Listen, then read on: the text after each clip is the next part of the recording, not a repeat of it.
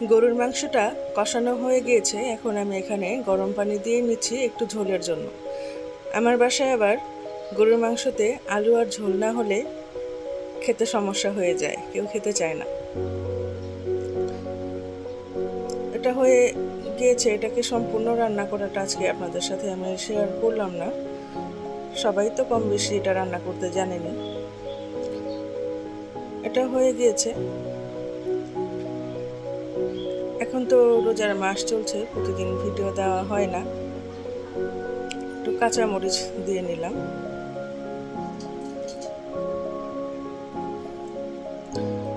একটু আল্লাহ পাকের ইবাদত করার জন্য সময় রাখতে হয়। যাই হোক, এখন এখানে আমি কড়াইতে তেল দিয়ে নিয়েছি। এখানে আমি মুরগির মাংস রান্না করব। গরুর মাংসটা হয়ে গিয়েছে, আমি ওপাশে চুলায় বসিয়ে রেখেছি। সেটা আস্তে আস্তে আরেকটু হতে থাকবে, ততক্ষণে আমি এই পাশে মুরগিটা রান্না করে নেব। এখানে আমি যেহেতু ব্রয়লার মুরগি রান্না করছি, ব্রয়লার মুরগিটা আমি সবসময় এভাবেই রান্না করে থাকি। এভাবে রান্না করলে আমার বাসার সবাই এটা খুব পছন্দ করে, অন্যভাবে রান্না করলে খেতে চায় না। এই যে পেঁয়াজের সাথে মাংসটা ভেজে নিয়ে আদা দিয়ে নিয়েছি। আদা ভেজে নিয়ে তারপর একে একে সব মশলা দিয়ে নিয়ে আমি এটা ভালোভাবে কষিয়ে রান্না করে ফেলবো। এটাকে আজকে যেহেতু আমি আমার বাচ্চাদের জন্য রান্না করছি, এটাকে আজকে আমি ঝাল করব না। এটা 5 তারিখের ভিডিও ছিল। 5 তারিখে আমার ছোট মেয়েটার জন্মদিন ছিল, সেই উপলক্ষে ওদের জন্য হালকা কিছু আয়োজন আমি করেছি, সেটাই আপনাদের সাথে এখন শেয়ার করছি। যেহেতু রমজান মাস, প্রতিদিন ভিডিও দেওয়া হয় না, তাই এই ভিডিওটা আপলোড করতে করতে আমার কয়েকদিন সময় লেগে গিয়েছে। এখানে আমি খুব সামান্য পরিমাণে একটু মরিচের গুঁড়ো দিয়ে দিয়েছি, আর কোনো কিছু দেব না। এখানে আরেকটু দিয়ে নিলাম লেবুর রস। এখন এখানে দিয়ে দিয়েছি আমি কাজু বাদাম বাটা। এখানে কিন্তু হলুদের গুঁড়া আমি ব্যবহার করি না, যেহেতু মাংসটা আমি সাদা রান্না করব, বাচ্চারা খাবে, ঝাল করব না। আসসালামু আলাইকুম, কেমন আছেন সবাই? আশা করছি ভালো আছেন, সুস্থ আছেন। আল্লাহর রহমতে আমিও ভালো আছি। মাহে রমজানের সবাইকে শুভেচ্ছা জানাচ্ছি। মাহে রমজান সবার জন্য মোবারক হোক। আমার এই ভিডিওটি যারা দেখছেন তারা একটা লাইক করে দেবেন, ভালো লাগলে সাবস্ক্রাইব করে নেবেন। যারা করেছেন তাদেরকে অসংখ্য ধন্যবাদ। ভিডিওটি দয়া করে কেউ স্কিপ করে দেখবেন না। এখানে আমি এখন ভেজে রেখেছিলাম সেই আলুগুলো দিয়ে নেব। এটা কষানো হয়ে গিয়েছে।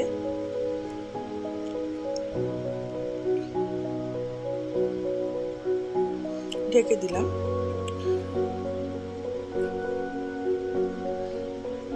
এখন এটাকে এই পর্যায়ে আমি একটু গরম পানি দিয়ে নেব, জাস্ট একটু ঝোলের জন্য। আর যদি এটা দিয়ে আমি বিরিয়ানি রান্না করতাম তাহলে আর এখানে ঝোল দিতাম না, আর একটু শুকিয়ে নিতাম, তাহলে এটা দিয়ে বিরিয়ানি রান্না করা যেত।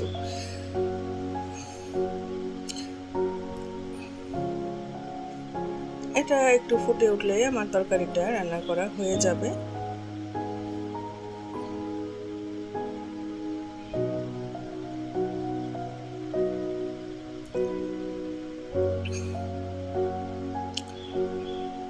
তো যে মোবাইল দিয়ে ভিডিওটা করছে তারই কিন্তু আজকে জন্মদিন, আমার ছোট মেয়ে।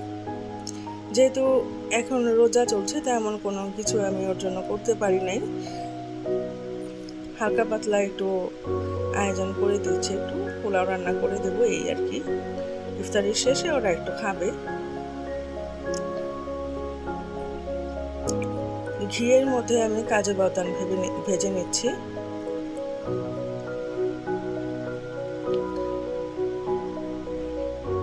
বাদামটা ভাজা হয়ে গেলে এটা আমি উঠিয়ে নেব।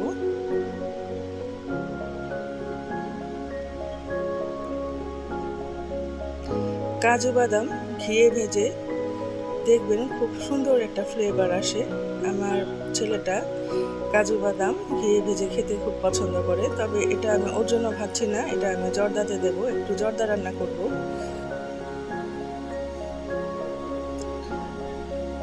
অফলাইনে আমি জর্দার জন্য রাইসটা সেদ্ধ করে নিয়েছি, সেটা আপনাদেরকে আর দেখানো হয় নাই, সেটাই এখন এখানে দিয়ে দিচ্ছি। এখন এখানে দিয়ে দেবো আমি চিনি।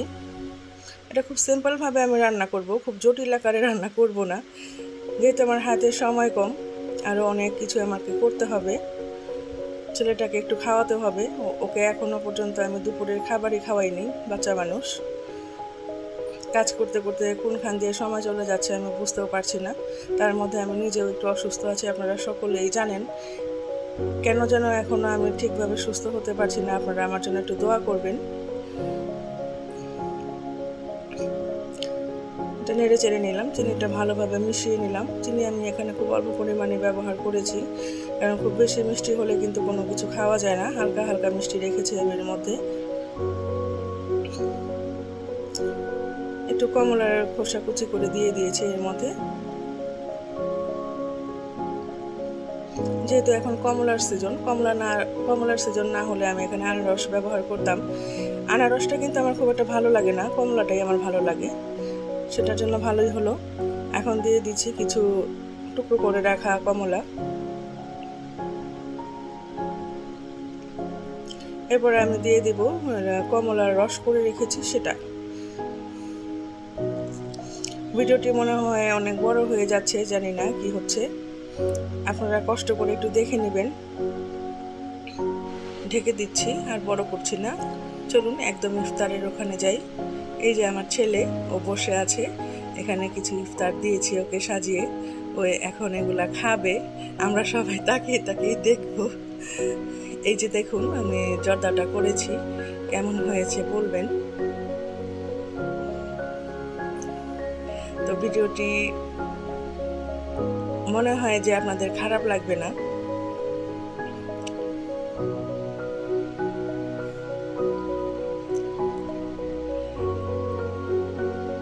তো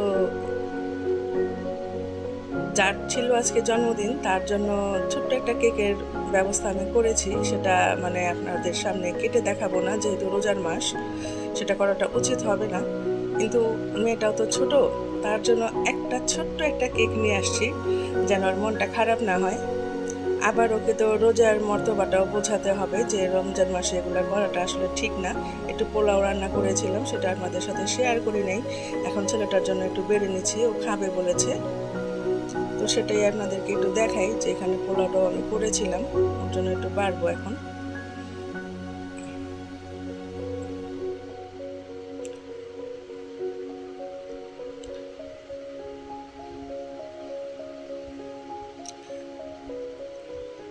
চলুন কেকটা দেখাই। এই যে কেক, এটাই মেয়েটার জন্য এনেছিলাম, আপনারা ওর জন্য দোয়া করবেন। আজকে এটুকুই থাক, খোদা হাফেজ।